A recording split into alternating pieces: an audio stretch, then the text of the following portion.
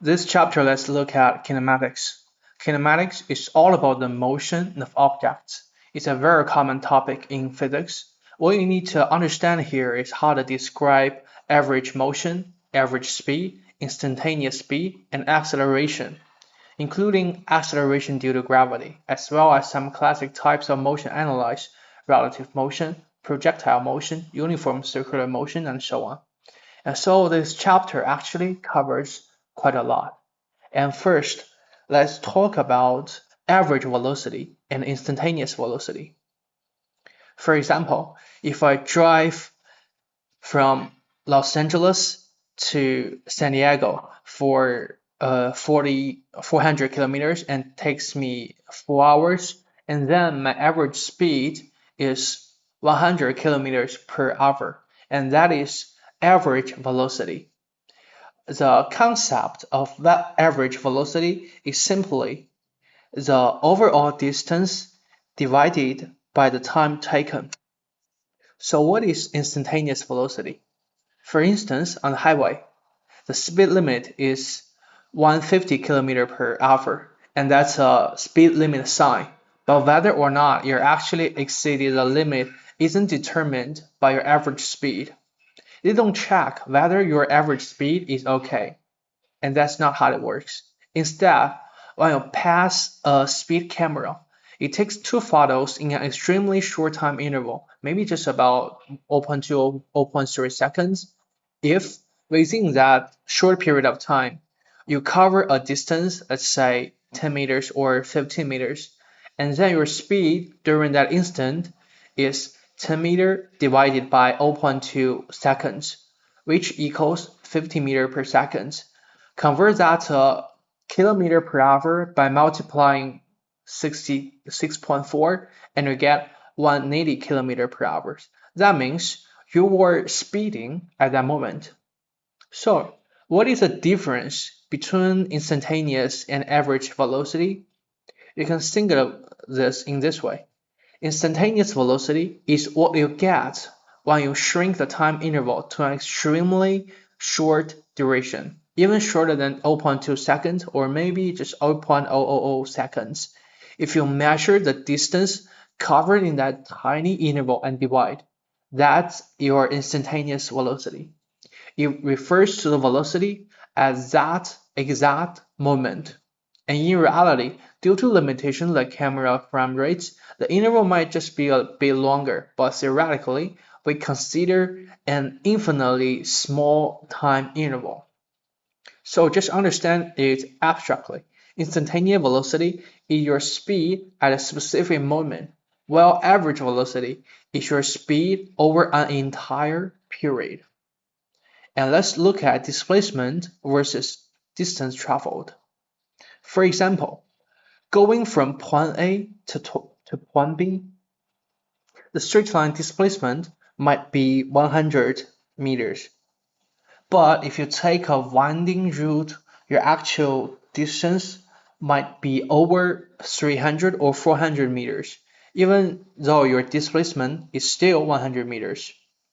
So displacement is a straight line change in position, while distance is a total path length traveled. Similarly, if you run one lap around a 400-meter track, your distance traveled is 400 meters, but your displacement is 0 because you end up where you started. And that's a key distinction. Distance is a scalar.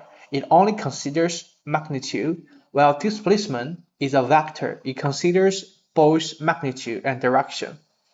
The reason why your displacement could be 0 after running a lap is that your positive displacement and negative displacement cancel out each other.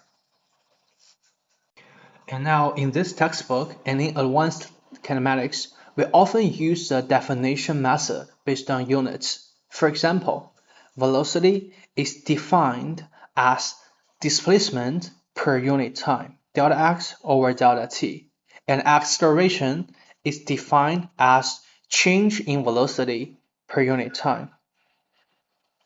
And many important equations are derived from these definitions. Later, if you take calculus, you will see that instantaneous velocity is a derivative of displacement with respect to time, and acceleration is a derivative velocity with respect to time. And for now, just get familiar with those definitions. And let's derive some key equation from those definitions. So we know the definition of acceleration is the change in velocity over time. And change in velocity can be written as final velocity minus initial velocity over time. So we could rearrange them by times delta t on both sides of the equation, and we will get final velocity minus initial velocity equals a times delta t. And then we could remove the initial velocity here. So here's the equation. Final velocity equals initial velocity plus a times delta t. And you could also take this as the change in velocity, delta v. So this is our first important equation. And now think about velocity. It is defined as delta x over delta t. So this is how you define velocity. And so delta x equals delta v times delta t. If we plot velocity versus time graph, vt, so we can detect that the area under the curve represents displacement, and it could deduct it more precisely using the knowledge of calculus if we make delta x and delta t super small. So we can use the definition of infinity and limitations to solve this. But anyways, the area here represents change in velocity, change in displacement. And for the AT graph, the area here, because delta v equals a times delta t, the area here means the change in velocity. And for constant acceleration, the vt graph, you see vf equals vi plus at. The vt graph is a straight line. Vt graph is a straight line. Its slope would be the acceleration, and intercept would be its initial velocity. And so the area under it is its displacement. So we can deduct that delta x equals is the area of the trapezium, so it's vi plus vf times t over 2. And we also know that vf, v final equals v initial plus at. We can substitute v final into the equation, and we will get a really important formula. Delta x equals v initial plus at divided over 2 times t, and simplify it would be vit plus 1/2 at squared. And that's our second key equation.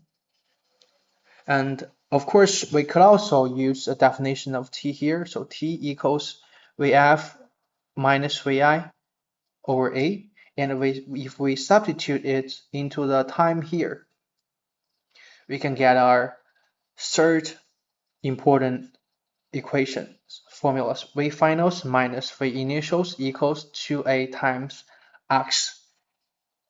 So these are the three key important formulas we're going to cover in the future studies.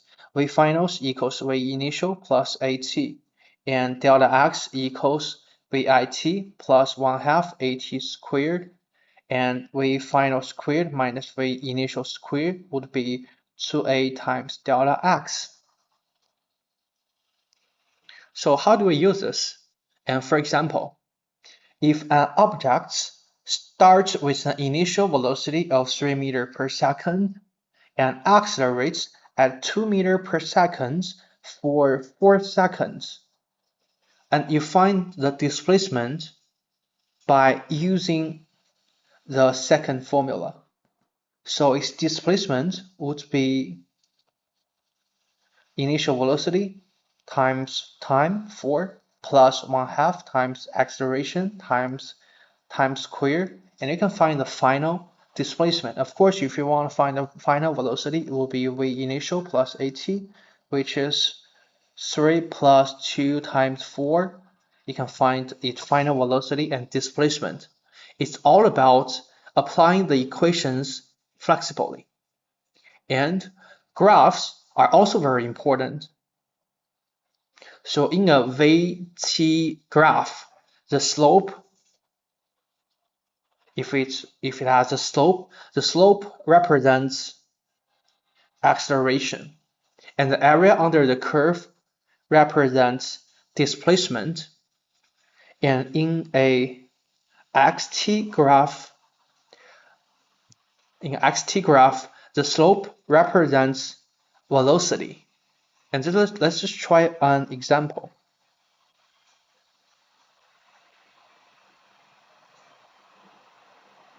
Here, a particle accelerates from rest at a uniform rate of 3 meters per second squared. So its acceleration is 3 for a distance of 200 meters.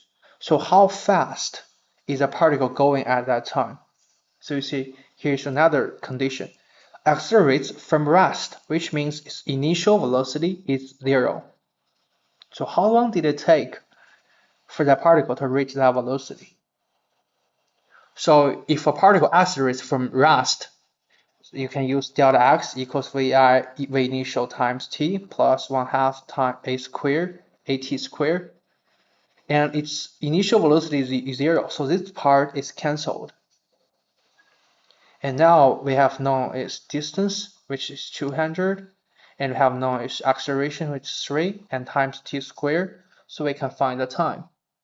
And the time would be 11.50 seconds, 55. And this is the essence of kinematics. Being comfortable with the equations and graphs, and practice makes perfect. And I'll stop here for a little bit so you can get familiar with the equations and formulas so that I could use them flexibly. In next class, I'm going to cover the accelerated motion due to gravity. So see you next class.